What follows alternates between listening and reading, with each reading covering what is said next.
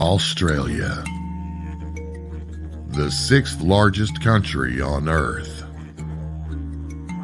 An ancient, rugged, and unforgiving land with abundant animal life, both beautiful and deadly. Found within its awe-inspiring landscapes and natural beauty exists a deep history of unexplained mysteries for anyone with the courage to investigate them. Tonight, we join Ben on a journey across this vast island continent in search of answers to events that have reshaped the lives of so many that have been exposed to Unexplained Phenomena Australia, with your host, Ben Hurl.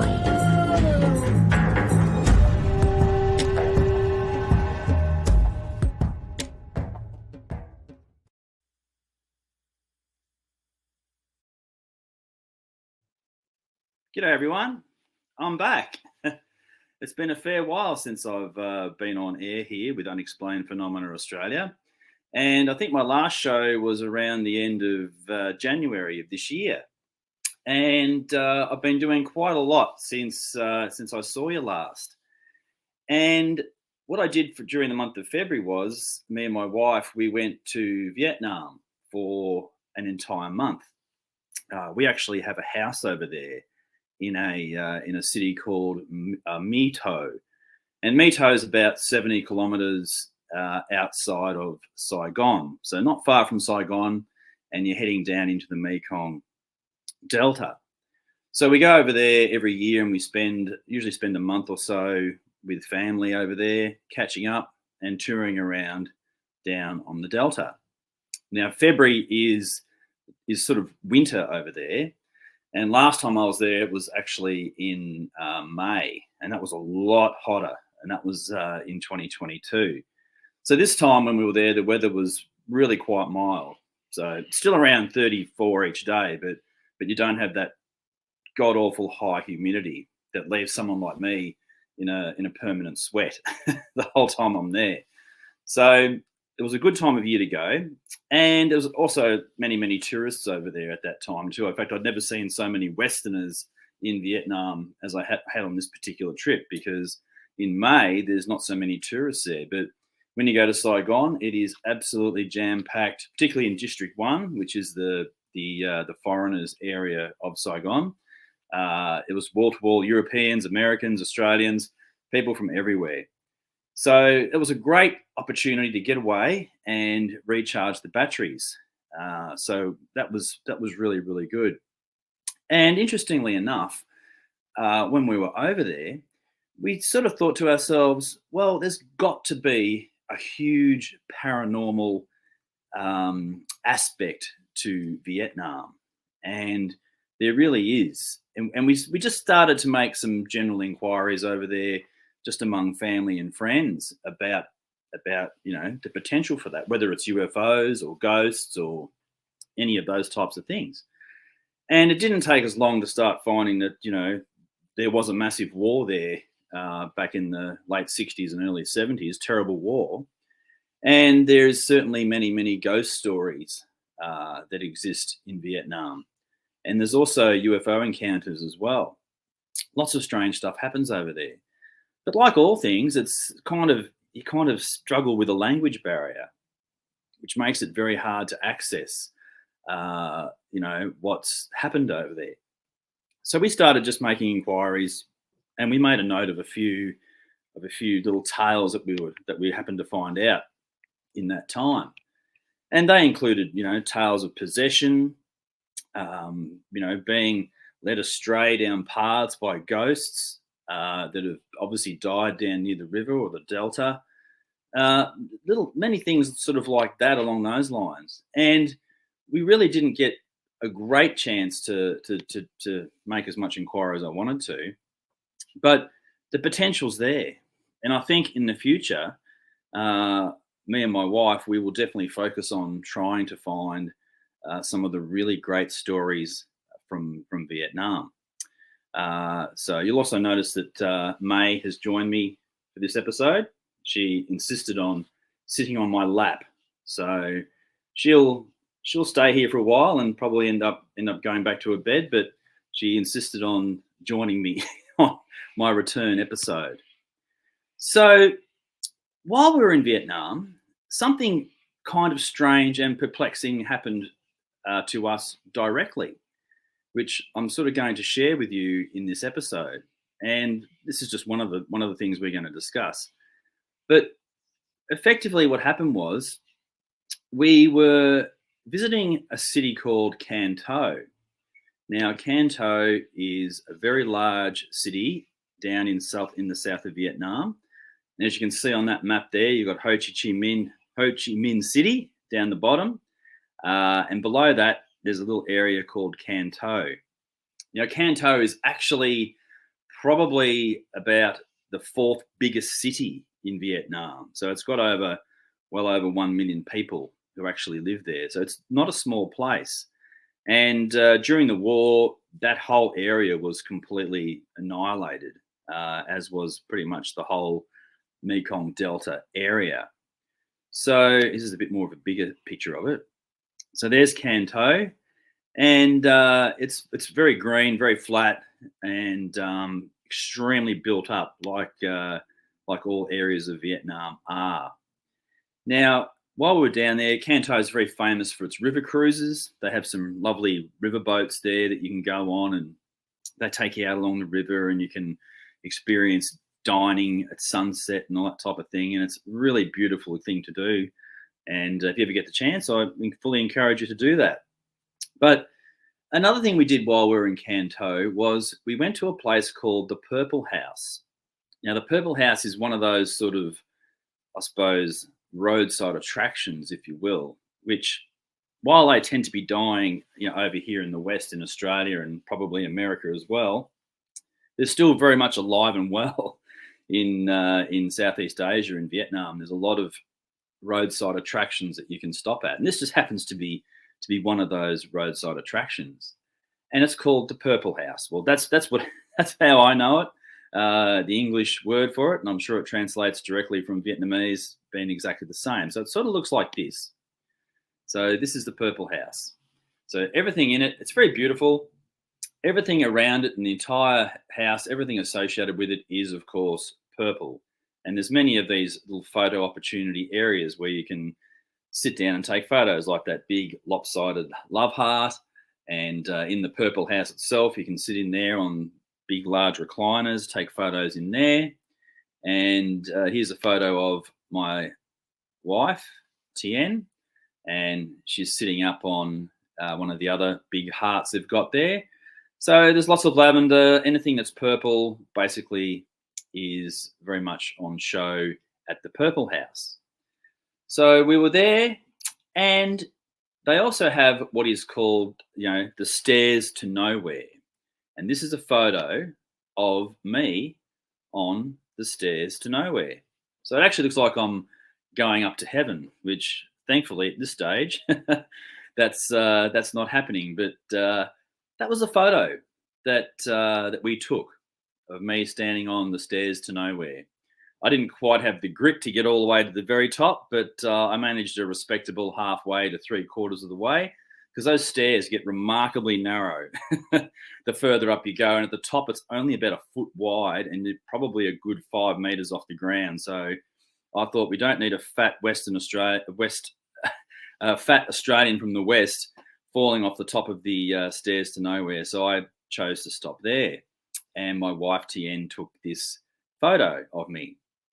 Now, the final photo is, as you see it here.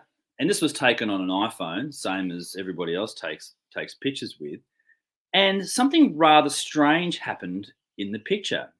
You know how with a smartphone you can take a photo and you'll see that it does that little bit of animation before it finally sets to what the picture is. So people are walking, they do this little kind of a walk, and then they freeze. It's quite common in modern phones. There's probably a term for it, but that escapes me as to what that would be. But they just have that little bit of animation before they finally freeze. And it looks really good. Even though it's been around for quite a while now, I still sort of marvel over it. Now, with this particular picture, at the very start of the photo, when you bring it up on the phone, it's not like that. It doesn't have the picture of me standing on the stairs with my arms raised up. Well, that's there, but there's also something else in the photo. So that is this. So this appeared for about a second in the photo.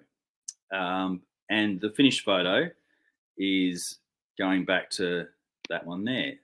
So there is no dove in the final picture. And nor does the dove fly through the photo. So this dove doesn't pass through the photo at all. It basically appears and then disappears. And funnily enough, when you actually look at it, it looks like it has blood running down off its left wing there. You can see 2 trails of blood coming down on the side of this dove. And there's a third image of it, which is here. And that brings it up even stronger. Now, there's a couple of really strange things about this. First of all, the dove is as clear as a bell in this image. It's completely in focus, and as is pretty much the whole photo. So it's if the dove was there, it's in the foreground. Now, the other strange thing is that people don't always notice birds, insects, and things like that flying through photographs. But this would have been quite close to my wife when she was taking the picture. And she didn't notice any dove in the vicinity. And she definitely would have said to me, "Oh, look, darling, there's a dove." Or a dove just flew past me. This is how close the dove is to the camera.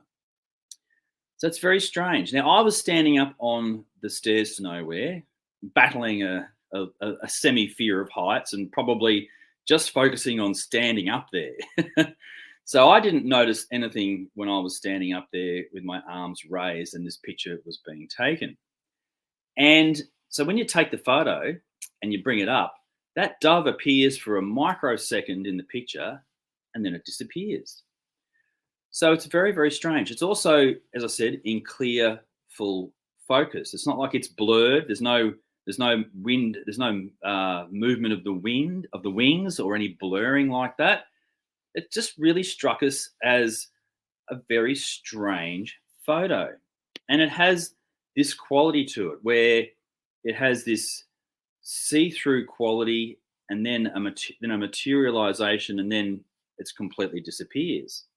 So I'm more than happy to accept that a dove did actually fly into the photo. I'm a realist. I don't have any problem accepting that. But at the same time, it struck me as very strange that this would happen. It didn't pass through the photo. It just simply disappeared at that exact point where it is in that position. And if you zoom in on it, you'll see that it definitely appears to have blood coming out of the wings. And when you think about it, I mean, how symbolic is that for Vietnam in the first place? It almost looks like a dove of peace, and it's wounded, and it's, and Vietnam's got thousands of ghosts. Like it just does. Even from our small inquiries, there's many ghosts in Vietnam, and this picture is just a very strange example of a photo that I took on holiday, where we didn't detect a bird being there or anything like that. And the strange part about it is that it actually is so close to the camera. Like, it would have probably scared my wife to bits if she had flown straight past her. And I'm not saying that it didn't do that, but it's certainly a very interesting picture that you can go from that, which is the final image, no sign of a dove at all, through to the materialization of it, and then you've got what appears to be the final thing. So I'd certainly be interested in anyone's thoughts on this particular photograph. Now, another strange aspect to now there definitely were doves at the location, so it's not like it's a It's a huge Australian wedge-tailed eagle that appeared in a photo in Vietnam. There are doves at the location, and as I said, I'm more than willing to accept the fact that a dove just happened to fly through the picture. But having said that, neither of us detected that there was a dove there at the time in such close proximity to us. So I was unaware of a dove. I was just clinging to dear life, standing on the stairs to nowhere. And when we moved around the corner at a relative distance away, I could see a bird enclosure. Not even a bird enclosure, it was just more like a birdhouse. And sitting in the birdhouse was a dove. Now, I had this really strange compulsion to take a photograph of the dove, even though it was at considerable distance. And I said to myself, no, just don't worry about it. There's no need to take a photo of a dove sitting in a dove house that's a considerable distance away. No need to do that. But, because I was conscious of not just taking a whole heap of wasteful photographs while on holidays. But for some reason, I took the photo, and this is the photo. So this picture here is at full extension. It's way off in the distance, and I got a photograph of a white dove sitting in a birdhouse in that location for no reason at all. I didn't have any. Would have been no reason to take that photo. It was a fair distance away. But for some reason, I just had this feeling to take a photo of the dove, completely unknowing to me that in this picture, when I would review it a day later or a couple of days later, because you're taking photos all the time when you're on holidays and you don't necessarily look at them straight away, and this dove appeared in the picture, I thought to myself, that's really strange. Like, why did I have the feeling to take a picture of a dove house with one dove in it at a considerable distance with a shaky extended zoom? Why would I have chosen to, why did I do that? So it's just a bit of a fun thing, really. Like, a bit of a fun little semi-mystery that I saw appear in this photograph, and I hope you can see the funny side of it as well. But you look at the dove is a symbol of peace, and this dove has blood coming out of its wings, and it's in the picture with me on the stairway to heaven.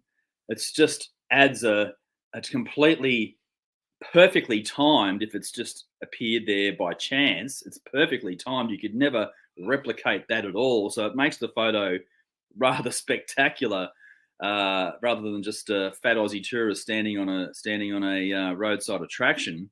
Here's this dove that's appeared in the picture. So I don't know. Make of that what you will. It's just a fascinating little side story.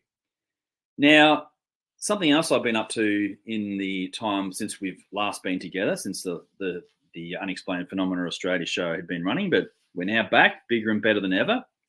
Another thing I got to do, which was a great opportunity, and it's not related to UFOs or paranormal per se, but in some ways I'm going to draw some little parallels to it, as I can have the ability to do that. So while I was away from doing this show, I had the opportunity to do what's called combat flying.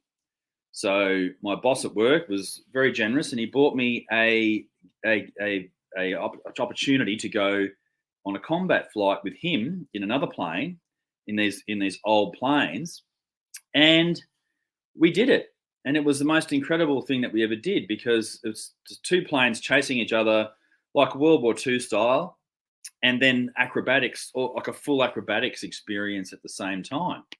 Now, for those who are interested, it's a Nanchang CJ-6A, which is actually a Chinese trainer aircraft from the 1950s, but it's World War II technology.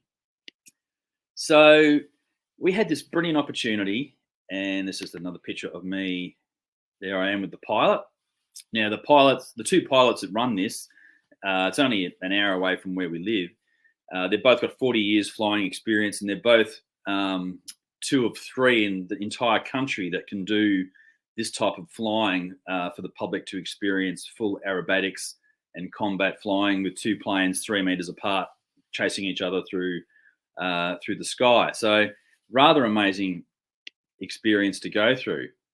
And a couple of shots from the cockpit. That's me upside down, going through a barrel roll or a Cuban or any of these other acrobatic displays that they actually do. And coming out of the G forces is quite incredible. When you're doing loop to loop, you go through it and you rush down at 300 kilometers an hour. You hit the G forces, which is 4G, presses you down into your seat. It's like four of you standing on top of your shoulders. That lasts for about 5 or 6 seconds. Then you go up and you loop over. And when you get to the top of the loop, at about this point here, you go weightless. So you go weightless for about 2 seconds, and then the plane comes back around and it loops back through again. So a very, very interesting experience to have had. Very lucky to have had the experience. So we did full combat flying, and we did all acrobatics, loop to loop, Cubans, barrel rolls, all these types of rolls, going straight up and stall turns, and the plane's falling straight back down to earth without the engine running. Did it all. Fabulous experience. And it made me think, like, here I am sitting in this old plane. It was actually that old plane because the Chinese still make those planes. This one was actually 1998 when it was built, the plane that I was in. So it wasn't an 80-year-old plane. They're quite capable of doing some extraordinary performance feats. And I thought to myself, well, when you look at the UFO technology out there and what they can do with zipping left and right, up and down, and seemingly from impossible speeds to a dead stop, which would just about squash any human alive, and having experienced 4Gs myself, and feeling how much pressure that places on the human body, even at 4Gs, which is, perhaps even a relatively mild G-force. And the pilot was telling me that they quite readily get up to 6Gs from not these pilots, but the military pilots get up to 6Gs for 1 minute. So 4Gs was enough pressure, I can tell you. 6Gs must be just that next level. And we experienced 4Gs for probably about 8 seconds or so, whereas experiencing 6Gs for a minute must really put a lot of stress on the body.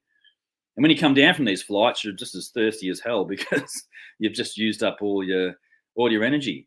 But it was not scary at all. I didn't feel at all uneasy or terrified in that experience. And it just really made me think about the UFOs. Like, you see hear the stories of UFOs and how they perform, how they move, stop, turn, zigzag through the sky, and seem to do it without being able to defy all the laws of gravity. Whereas our 1950s trainer plane, that's fully under the laws of gravity at all times, but it seemingly can defy it with the way that the planes are built. So that was a really, really interesting experience, and I was just so blessed to have had the opportunity. And I thank my boss for letting me do that. And we're up in the air for about 40 minutes, and we flew over the East Sale RAF base because we did this down in Sale, and it was an extraordinary experience to be combat flying above the actual military base that's active to this day. It's had a major upgrade. That's where they do all the pilot training in Australia now. So it's a very important part of the Australian Air Force, the East Sale RAF base. And here we are above it, having doing all sorts of rolls and chasing each other through the sky. And it's complete World War II replication with the maneuvers, the smell of the fuel, everything except someone shooting at you. So that was an incredible experience. So that's two really interesting things that I've done in the last couple of months since I ran the show. Just thought I'd share them with you: the trip to Vietnam and the combat flying, and my sort of semi-interesting, mysterious photo of a dove that appears. So there you go. Welcome back, Ben.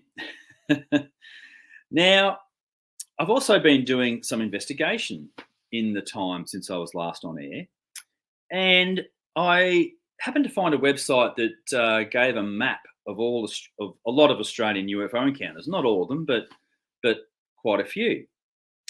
And I, of course, zoomed into my area, which is East Gippsland, Victoria, up down in the southeastern part of Australia, and I happened to open up one map, and it said that there was an interesting series of events that occurred in a small little town called Tinamba. And Tinamba's not even really a town. It has a pub. It has like a stock feed supply place. It has a general store. The pub's quite famous, actually. You can go there for lunch, and it's quite expensive. It's a bit more upmarket, and it attracts a lot of people for the day trips from all around the place. So it's quite famous for its hotel that's there, but not for much else. It's right in the middle of that dairy area. It's a big McAllister dairy zone where there's lots of irrigation, and it's green, and there's lots of Frisian cows everywhere. It's a real dairying area. And this particular UFO encounter is on a dairy farm, which is not the first dairy farm we've had. We also had the Willow Grove one back in 1963, where the two farmers were in the dairy, and the UFO came down, scared the cows, and the farmer saw it and it took off, which I've done another episode on previously. But this is also in a dairy, and this one's a lot closer to where I live. So it's only at the back of the West Sale RAF base where we did the combat flying, and I'm going to show a map later that sort of ties all that in together. So I'd found this map, and it had this on it, and I had heard of a Tinamba incident, and I thought I must get on to investigating that when I get a chance, because I always like to look at what's local. As much as I've really been fascinated, and I've enjoyed beyond doubt all the South Australian and West Australian, Queensland, New South Wales cases, it's not physically possible for me to go to all those areas to do retros on all those cases. But ones that are close to me where I live, this is about an hour away, I can quite easily go and chase up, and in fact quite passionately do go to that trouble. So I looked at the map and they only had like a paragraph of information, and that's really all there is available on this case, is a paragraph of information. But it did give me a name and a surname, and I thought, well, and it wasn't Smith or Jones, so that was really good. So it was a fairly distinctive name. So I got online and I started just snooping around to see what I could find. And sure enough, I found that the family involved was still dairy farmers. And this case occurred in 1981. So it's a fair while ago when it actually occurred. But it's a very interesting case. And it's not just the case that stands by itself. It's also within a whole area where there's many other cases that are similar to this one. Lots of occurrences have happened around the Sale RAF base where I was flying over just a couple of weeks ago. There's been a lot of UFO activity. And if I get time in this episode, I'll touch on some of those other cases as well. But I got online and I was able to track down one of the family members, and he's still currently a dairy farmer to this very day. Now, I tried to get in touch with him, and I found him through Facebook, and I sent him a friend request, and he accepted the friend request. And I told him who I was, and what I was looking to do, what I was interested in, and he said, "Yeah, no, I'd be interested to talk to you about that. Yes, I do remember it. It wasn't me; it was my brother who had the experience. But I remember the day when his older brother. He said, I do remember the day when he came into the house saying what he had experienced. He said, I remember it very well.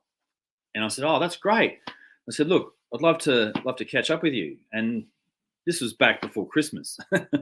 So the conversation had been happening over a period of time. And it eventually got down, we went to Vietnam, we came back, and I just contacted him again. I said, look, haven't forgotten about you. Definitely want to catch up and talk about this case. When can you do it? And I said, I'm available this weekend or in 2 weekends' time. And he said, well, let's do it this Sunday. I said, great. So we hopped in the car and we drove down to Mafra, where he lives. And we met up with him, and we sort of talked about what had happened on that day back in the 14th of April and the 16th of April, 2 days in 1981. So we'll have a bit of a look at it. So just to give you some orientation first and foremost. So where the hell is Tinamba? So it's here. So on the map of Australia, you've got Melbourne there, Victoria, Melbourne, Tasmania below that, ACT and Sydney on that map. Where that little red dropper is, that's exactly where Tinamba is. So it's It's in the central Gippsland area, that rich, lush dairy area. And this gives you another picture of it, coming in a little bit closer. So I live in Bairnsdale, which is about the centre of the map. That's where I'm located. And as you can see, just to the left of that, you've got Maffra, and that little red circular area, that's the borders of Tinamba. So it's just in the foothills of the Great Dividing Range, and it's just east of the Traralgon, which is the big central area. And Melbourne's right across on the western side of that picture. So that's where Tinamba is. And the third picture shows you just a little bit closer. That's Tinamba.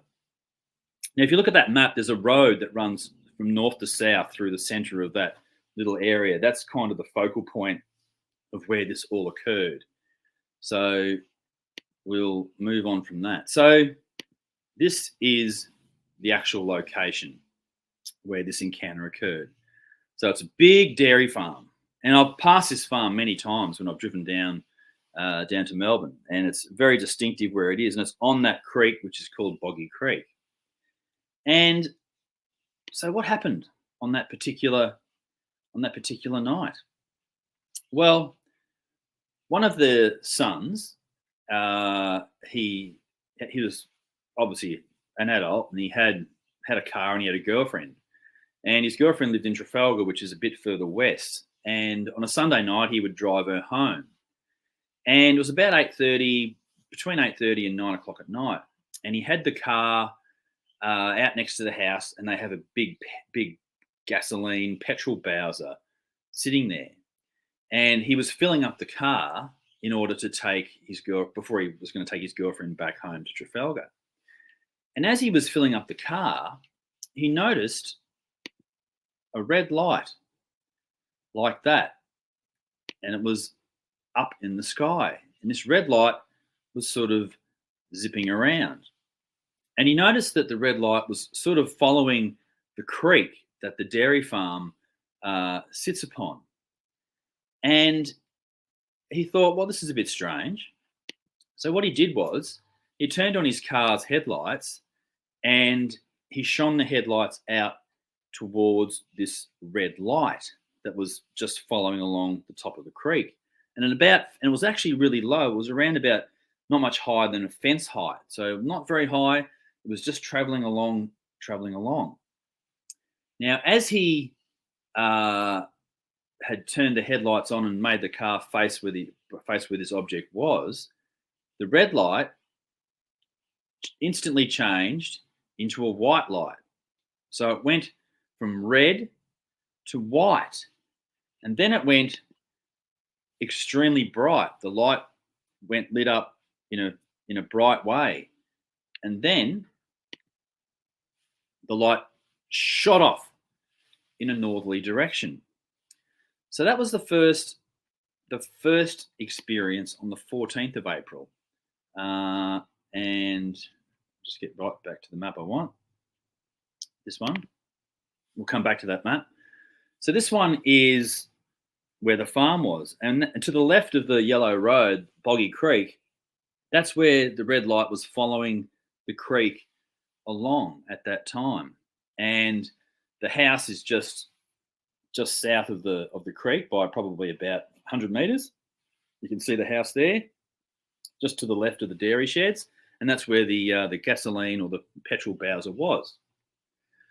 So that's where it was at that particular time. Now, that was on the 14th. Now, let me show you some other photos. This is what the farmhouse looks like today. So it's just the same. That's the same house. This is off Google Maps. I did drive past there and I took some photos, but I just didn't feel comfortable stopping right outside in front of someone's house, snapping pictures. And that's the farmhouse. This is the farm today. So that's the dairy sheds, and you can still see the house in the background there. So that's close on the ground as to what it actually looks like. Now, 2 days later, on the 16th, the witness's father found circles in the ground in an adjacent field. So 2 days after the son had had the experience with the red light and flashing his lights at it. 2 days later, the father found a ground impression, which was 3 intersected circles. And I said to the younger brother who we met and spoke to, I said, "Oh, have you got the picture?" He says, "No, I don't have the photo, but I think Mum's got the photo." So he'd rung his mum, but when we went down, he didn't actually have the picture. But he has since sent it to me, which I really thank him for. It was great to get a picture, because I've never seen the picture of the landing circle at Tanamba. I don't think anybody else has. It just didn't get out there in terms of being looked at in any way. But the father, he told the local water bailiff that, that there'd been this strange impression, probably told a few family and friend members. And then everybody in the district just about turned up as the word got around to come and have a look at this strange impression that had been left in the cow's field. So for the first time ever, you'll never see it anywhere else, in any books, it's not online. This is the first time this photo has ever been seen. And this is only a partial photo, because I haven't spoken to the older brother yet, and I have his contact details, and I'm going to contact him and try and get some more photos and talk to him directly as well. It's all just finding the time to do these things. So that's on my agenda to follow that up. But this is what was on the ground. So that's one of the 3 intersecting circles. So as you can see, they were, like, people say fairy rings and things like that, but what you've got to understand about fairy rings is that fairy rings aren't normally that big. That's a fungal type of a thing. And also, a fairy ring, while circular, is not generally a perfect circle. Whereas when you look at this that's on the ground, you can see that to the top of the picture, that's where the creek is. That the creek is just running through there. So this is just off the creek. Now, it looks like it's probably maybe about 20 centimeters wide or something like that. The ground has been burned, and there is a white phosphorus type of chemical or compound within the circle. And interestingly, when you look at it, it has straight lines that come off it at the front. In fact, one of them is a triangle. On the right-hand side, there's a distinct triangular pattern there just on the edge of the circle. And the other way is where the other line comes off, which presumably makes the second circle and then the third circle. This is back in 1981, so people only had those sort of Instamatic cameras back in those days. They didn't have great, and they only took those box square pictures, so you couldn't really get much in the way of great photos. So I'm hoping to get another fantastic images of this from the older brother when I get a chance to talk to him. So that is the location. That is what was on the ground. And this is what it's like today. So that's the same area. I stopped the car and I took this photograph myself.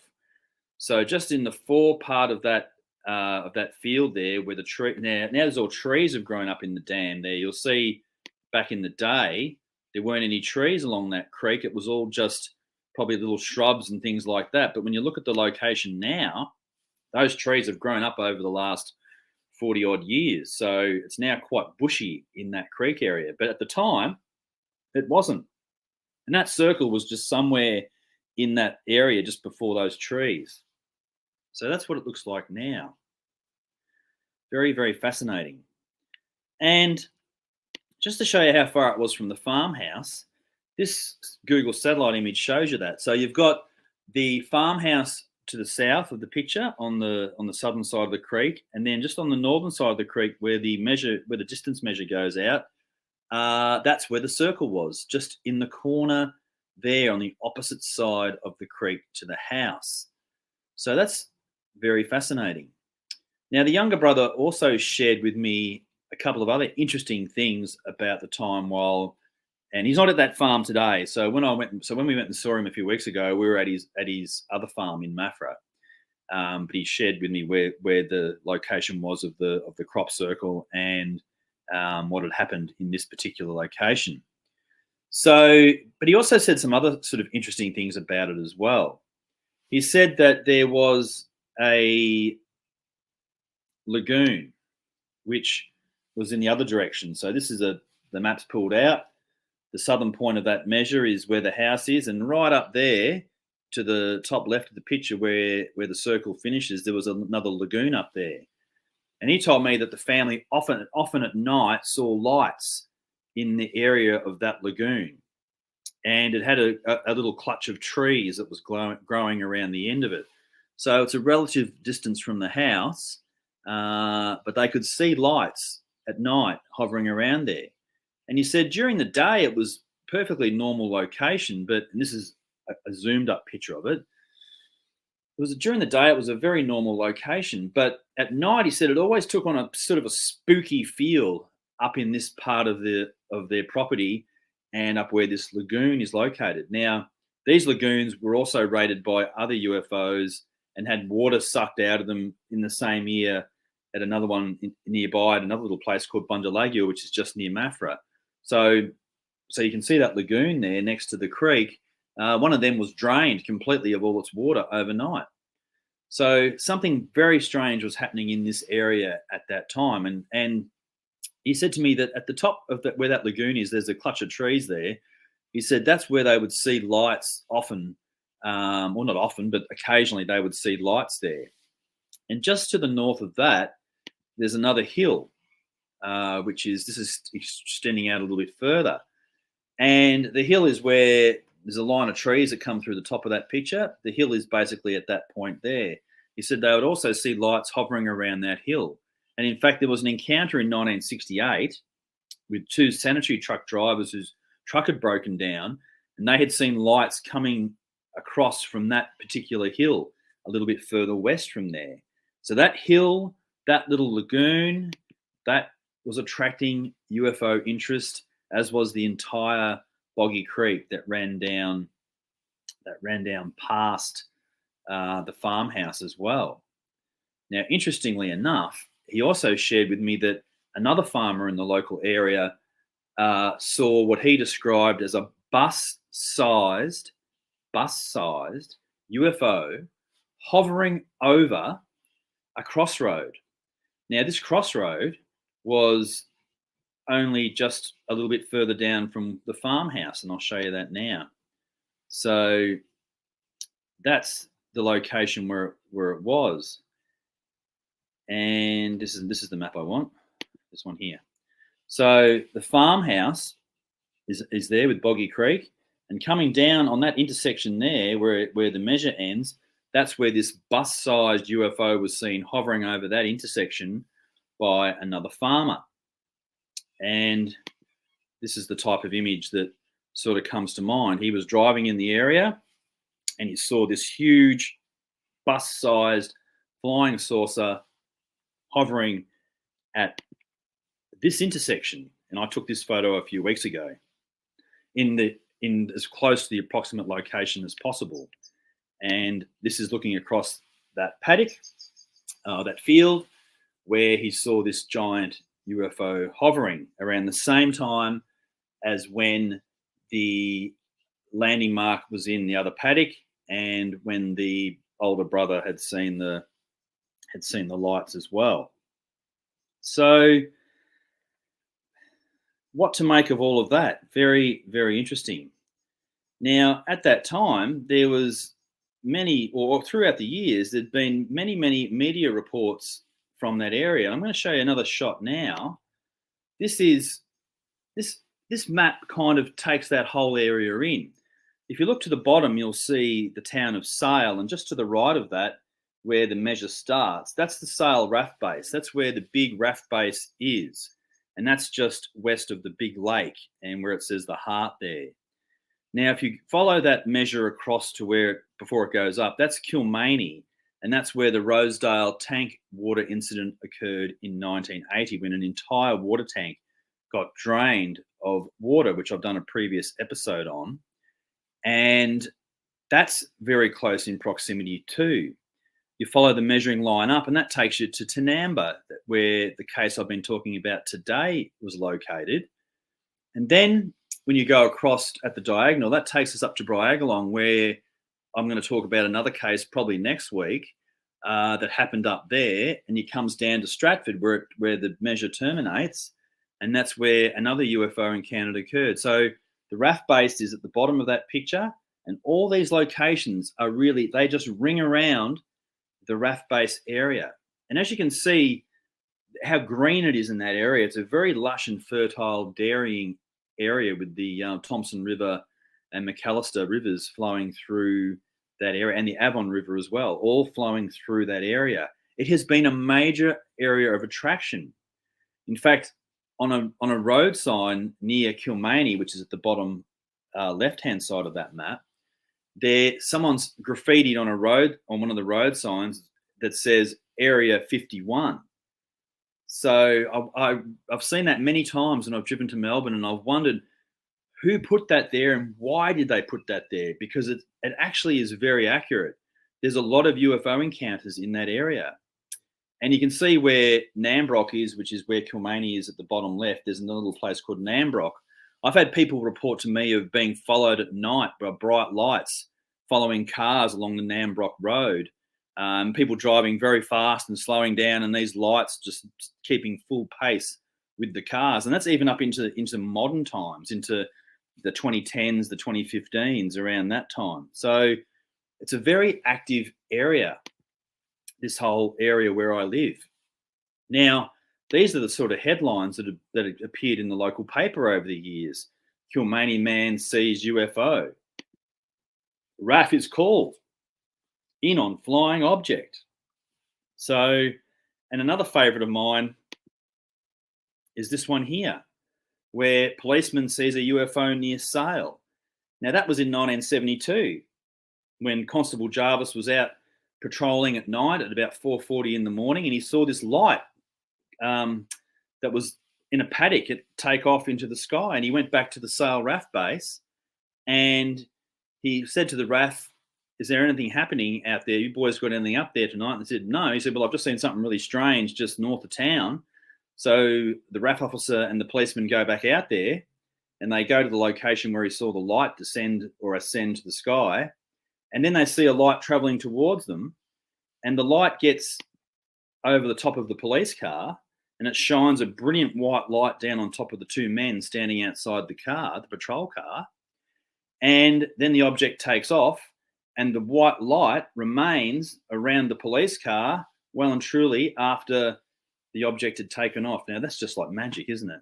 And that's in that location, right on that screenshot I showed you before. So where it says Sale at the bottom central there, you come up to where it says Airlie and Bundalagua, just in the middle part there.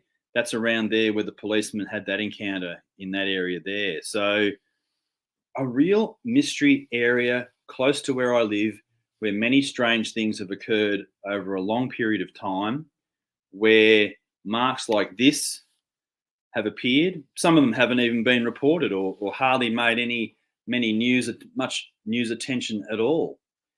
So extremely fascinating case that I was able to get involved with, that I was able to track down the family that was involved, speak to one of the brothers who provided me with the photograph, gave me the contact details for his brother who actually saw the object. The father has passed away since that time, which you would expect. And this just shows you what you can achieve when you go out locally and ask questions. Now, he was also kind enough to give me the contact details for the woman who owns the farm at Kilmany where the water tank was drained in 1980. So he's given me her details. So I'm going to call her as well, and I'm hoping to have the opportunity to go to the farm at Kilmany. It's called Whiteacres, and do a video there on location where that really important UFO event occurred with lots of physical trace evidence, and it was regarded as one of Australia's best UFO cases for many, many years. So I might get the opportunity, if she's agreeable, to let me go there and do some filming for that as well. So it's just one of these things. You just got to ring people and ask them and be straightforward with them and tell them what you want to do, why you want to do it. And hopefully she'll say, "Yep, Ben, that's fine. Come down and do it." If she's a bit reluctant, I'll say, "Look, I'll give you $100 just to let me do it, but hopefully that won't be necessary. Hopefully she'll just say, yes, that's fine. No worries, Ben. Come down and have a look, because these cases are being long forgotten. They're all over 40 years old now. The witnesses are dying. The photographs are getting destroyed and thrown away. And I'm just doing my devil best to get out there and try and dig all this stuff up.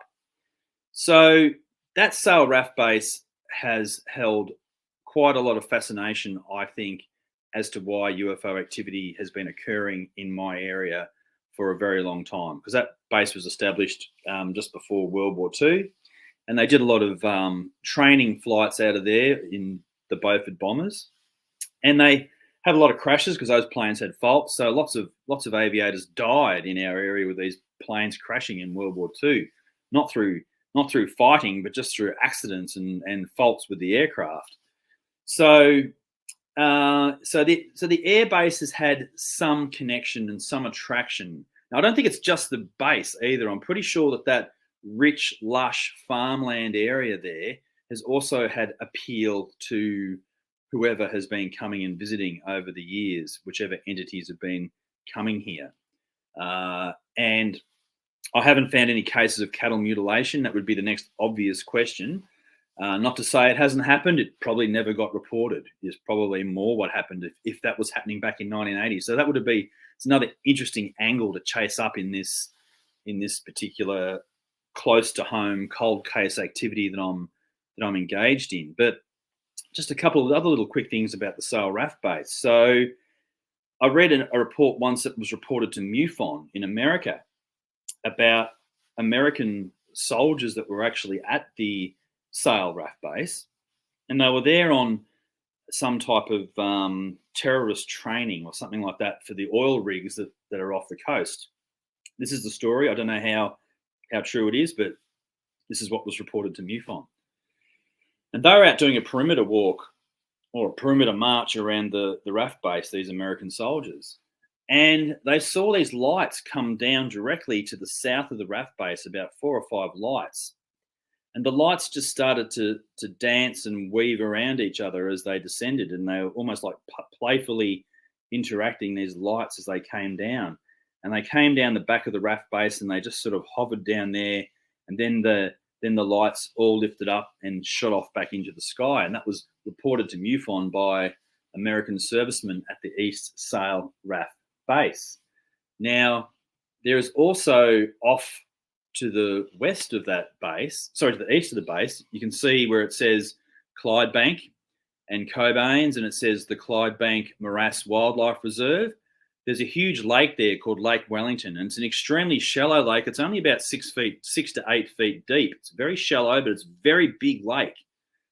And people have reported lights over and under the water of that lake just to the east of the Sale RAF base.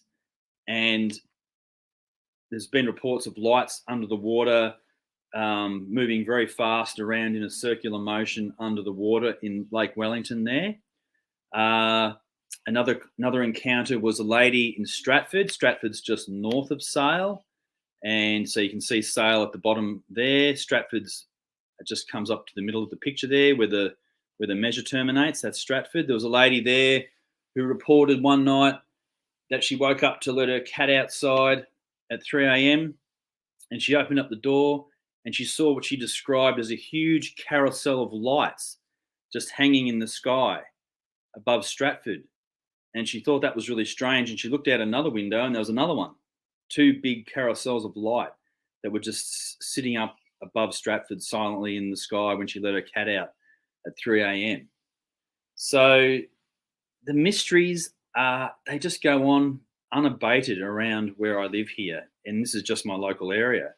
So in my absence from the show, having not been on the air for a couple of months, we are back and back in business. Have been investigating, have been doing some fun stuff as well. So looking really forward to bringing some more stuff with you in the future on the show. And I'm probably going to expand the show a little bit too. I think I'm going to also discuss some non-Australian things as well. And because there's a lot of stuff about the UFO phenomenon that I'd really like to cover, that don't necessarily particularly pertain to Australia, but I'll always have something interesting for you. So it's never going to be boring here on Unexplained Phenomena Australia. We will always have something that's going to be interesting, whether it's stuff that's not related to Australia. It'll still be very interesting, and stuff that you'll probably not really have heard about, or either heard at all or hardly ever heard about. So that's what I like to do. I like to find as much unknown, grassroots, interesting aspects of the paranormal, not just UFOs, although that's my main interest. Anything else that comes up, we'll definitely be interested in sharing that with you along the journey as we go. So thanks very much for joining me on another welcome back episode of Unexplained Phenomena Australia.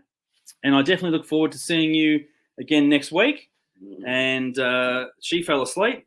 So until then, I look forward to seeing you then, and have a really, really good night. See you again soon.